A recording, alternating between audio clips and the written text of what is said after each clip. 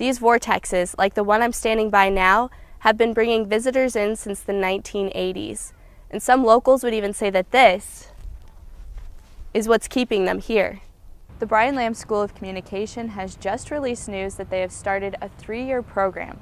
This will allow students to receive a communication degree within 3 years. This will cut off 1 year of tuition, bringing down the cost of receiving a diploma and hopefully bring new students into the school. PTV stands for Purdue Educational Telecommunication Experience. It was started by students in the Brian Lamb School of Communication and continues to be run by students. It can be watched between 6 p.m. and 11 p.m. every weeknight.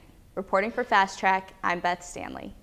In an effort to create a safer and more responsible Greek community, the Interfraternity Council at Purdue University has passed a hard alcohol ban in mid-February. Now that the action has been put into place for over a month, council executives are happy to see the positive feedback from community members and Greek chapters alike. The Purdue Fashion Department prepares to close its doors. They're asking the community to come out to what could be one of their last fashion shows. I'm here at Mackey Arena about 25 minutes before the game is about to start, as the second place Boilermakers are about to take on the newest addition to the Big Ten, the Scarlet Knights.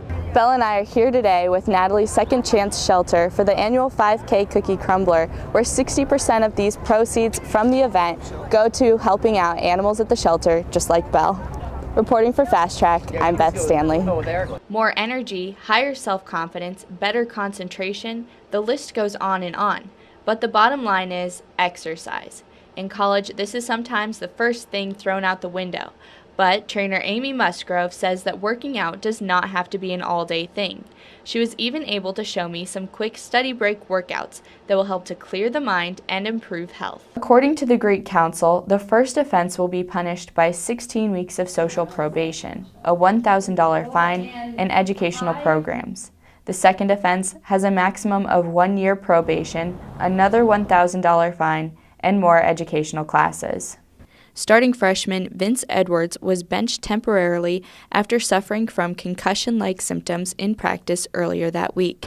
Replacing him was Basil Smotherman, a sophomore from Indianapolis. He said he went into the game wanting to start off strong for his teammates, and his efforts did not go unnoticed. Talent comes in many different forms at Purdue University. For junior Harry Chorus, it's throat singing. He calls himself Vox, a Latin term for voice. His talent is one that has taken years to master. For many, going to college can seem scary and mysterious. I just completed my first year of school, and after such a successful and exciting year, I want to relay advice that I was given as a freshman. So for the next 4 weeks, I will break down some of the biggest hurdles and hopefully ease the transition for new students. All right, well, last week we saw how important it is to get all of that paperwork turned in on time. Now we're going to talk about something that seems to worry many first-time students. It's the freshman 15.